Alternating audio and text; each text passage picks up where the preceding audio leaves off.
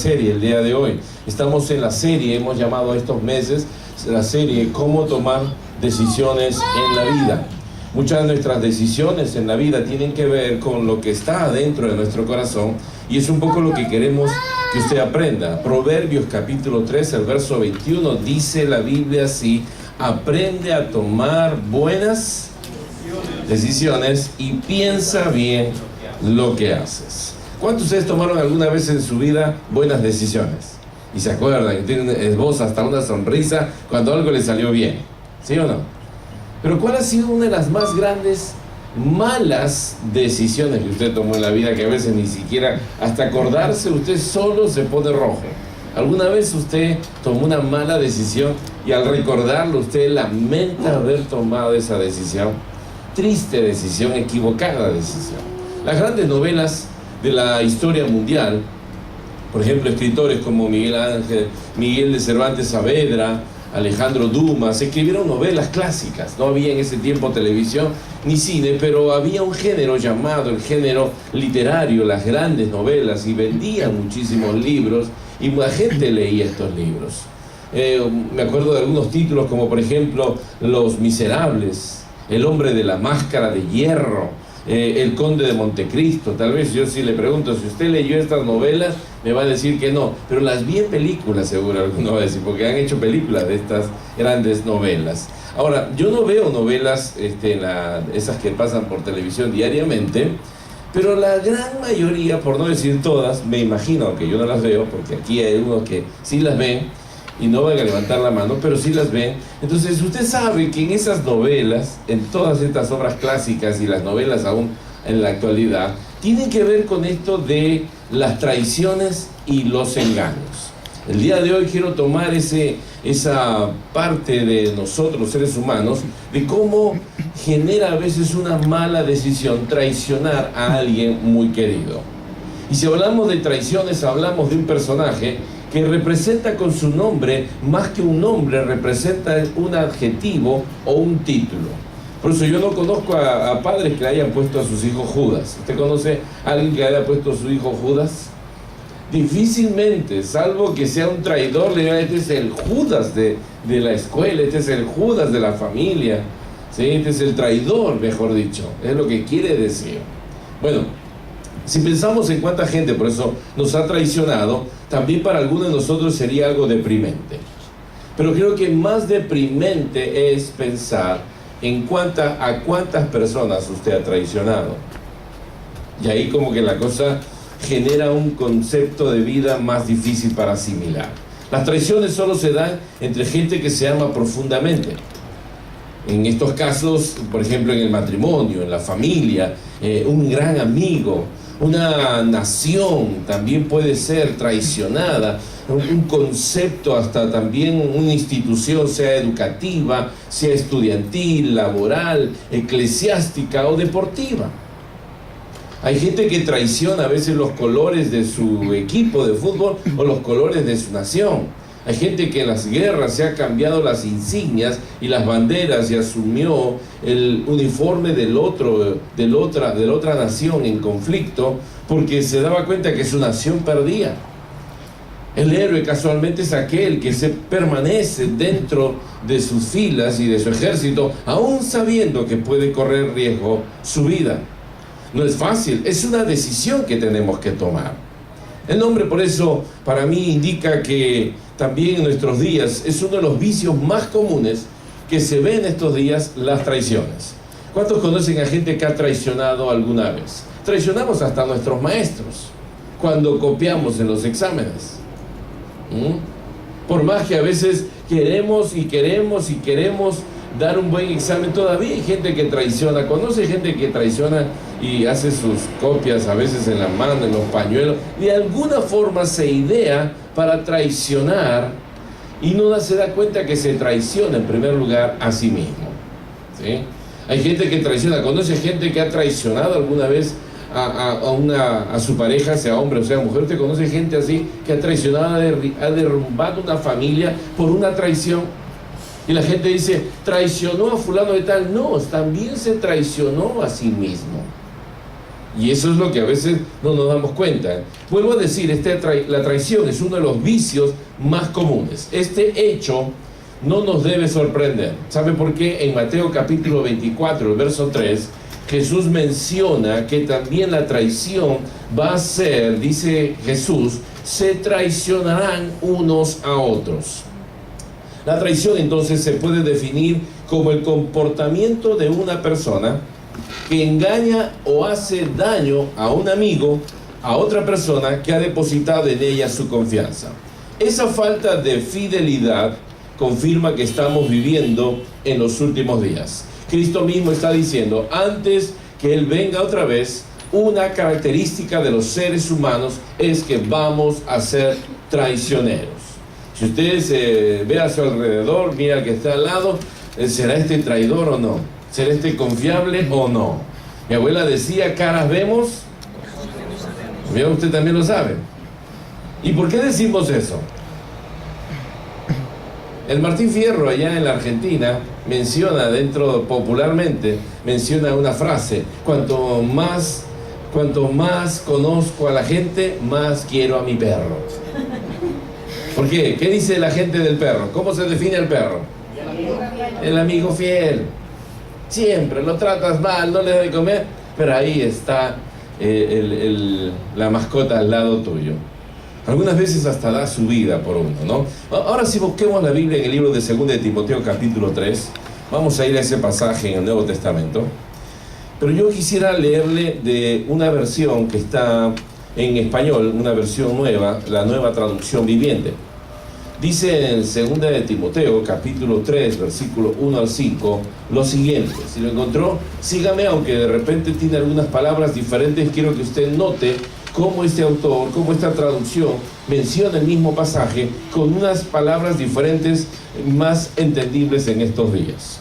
Dice así: Timoteo, es bueno que sepas que en los últimos días habrán tiempos difíciles, pues la gente solo tendrá amor por sí misma y por su dinero. Serán fanfarrones y orgullosos, se burlarán de Dios, serán desobedientes a sus padres y malagradecidos.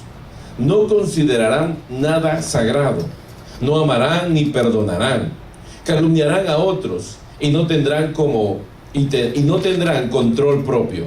Serán crueles y odiarán lo que es bueno. Traicionarán a sus amigos. Ahí subraye, traicionar a sus amigos. Serán imprudentes, se llenarán de soberbia y amarán el placer en lugar de amar a Dios. Actuarán como religiosos, pero rechazarán el único poder capaz de hacerlos obedientes a Dios. Aléjate de esa clase de individuos. En estos días, como nunca, usted está viendo que inclusive desde el Vaticano el Papa está hablando que pedofilia cero. Él no quiere permitir que en la iglesia de ellos se esté hablando de estos abusos. Pero en estos días, quienes representan a veces hasta la misma autoridad de Dios, porque esto también ha pasado en nuestras iglesias evangélicas y no es extraño y no debemos esconderlo como decir que esto no pasa entre nosotros. Cualidades que se están viviendo acá, características que menciona que son malagradecidos, no consideran nada sagrado, no respetan las cosas, no perdonan, que hablan mal. ¿Usted se ha dado cuenta que son características de estos días? Lea un diario, escuche una noticia en la televisión y se va a dar cuenta que hijos asesinan a sus padres, padres abandonan a sus hijos. Una mujer asesina a su fiel marido porque quiere salir con otro y quiere cobrar el seguro de este. Usted va a darse cuenta que estas cosas actúan permanentemente en nuestra vida y esto puede ser que nos deprima por un lado, pero yo quiero que tú entiendas algo. Todas estas características se van cumpliendo en nuestra sociedad porque Cristo viene pronto. Yo no sé si tú entiendes eso. Entonces nos debe llenar de alegría porque sabemos que Cristo viene pronto. ¿Sí? Yo no quiero tocar todos los aspectos de las características que menciona aquí el apóstol Pablo en 2 de Timoteo, el carácter de los hombres, las circunstancias que nos rodean a los hombres. Yo quiero tocar solo uno, el aspecto de la traición y especialmente encaminada en la vida de Judas. Si usted busca en el libro de Juan, capítulo 6, versos 70 y 71, se dará cuenta que Jesús llama a un grupo íntimo de discípulos y desde que los llamó, esto me llamó a mí también la atención, Él no se fija en las características ni las condiciones que tienen cada uno de ellos. ¿Por qué? Porque a pesar de la calidad de vida que ellos tenían, las incapacidades que ellos tenían, Dios les ofrece una voluntad, una decisión para el cambio. Él ofreció su vida durante 3 años para que ellos lograran un gran cambio. De ser pescadores de hombres, la mayoría, de ser pescadores en el mar, a ser pescadores de hombres. De ser rebeldes a ser dóciles, humildes, como Él es, porque Él decía, aprended de mí que soy manso y humilde. Muchos de ellos eran hombres agresivos. Imagínense un pescador como Pedro, grandote, fuerte, con barba. El día que atraparon a Jesús, que lo tomaron, ¿qué hizo Pedro? ¿Se acuerda? Sacó la espada inmediatamente, una puntería, porque le arrancó la oreja. Y la oreja por allá voló. ¿Usted se imagina a ese soldado sin oreja? Era gente de armas tomar, era gente violenta, tiempos violentos. No había tantas leyes, no habían policías como los que hay ahora. Habían los soldados romanos y a veces estaban en sus cuarteles.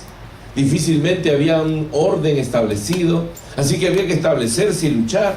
Y así era Judas. Judas era, dice la palabra de Dios, era llamado celote. ¿Sabe lo que era un celote? Un celo grandote. Un celote era uno que tenía celos bien grandes. No significa eso. Celote significaba que representaba un grupo revolucionario, un gente política que se había levantado hace unos años atrás, unas generaciones antes de Jesús, se habían levantado, llamados los macabeos, una tribu grande, y ellos pertenecían a esa manera de pensar, como decir celote. Era como decir ahora demócrata o republicano aquí en los Estados Unidos, ¿sí? Una cosa así. Ellos eran los más radicales. Ellos querían el cambio del país por la violencia. Ellos serían, como por decir, nuestro Che Guevara. Ellos serían nuestro Fidel Castro, una cosa así. Querían el cambio, querían la justicia, tenían ideales, pero lo querían por la violencia. Ahora imagínense Jesús, sabiendo cómo era Judas, igual lo llama. Fíjese conmigo el capítulo 6, el verso 70 y 71. Dice ahí al final en Juan que Jesús, cuando los está llamando, Él sabe, y dice ahí en el capítulo 6, el verso 70 y 71. Jesús les respondió: no os he escogido yo a vosotros los 12, y uno de vosotros es, ¿qué dice ahí? ¿Diablo? Hablaba de Judas Iscariote. Sabía. Él no estaba adivinando quién era diablo. Él sabía quién era el peor de todos. Hijo de Simón, porque este era el que le iba a entregar y era uno de los 12. Había otro apóstol, Judas, llamado el Tadeo. Este era bueno. Entonces, para no confundir con el nombre, dijo: no, este es Judas, pero Iscariote, hijo de Simón.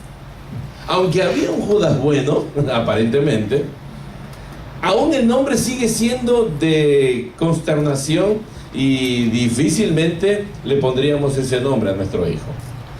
Ahora, yo quiero que usted vea en primer lugar que Jesús no está llamando a gente buena, a gente preparada, gente con estudios. Él no fue al templo de Jerusalén a buscar a los doctores de la ley. Él no fue a llamar a los líderes de la nación religiosamente. Él fue y llamó a gente común. ¿Sabe por qué Dios te escogió a ti? No porque eres una persona preparada, sino que más bien se cumple esta frase que yo aprendí hace muchos años. Dios llama no a los preparados, prepara a los llamados. Porque primero es el llamamiento y luego es la capacitación que Dios te da. Por eso es que Jesús escogió a un hombre de repente medio ladrón, como era Zaqueo, como era Mateo, recaudadores de impuestos. Y cuando ellos se convierten, fíjese lo que hizo Zaqueo. La mitad de mis bienes daré a los pobres. Y si a alguien le robé, o sea, lo admite, se lo voy a devolver cuadruplicado. ¿Cuándo usted ha escuchado a una persona que ha robado algo que lo va a devolver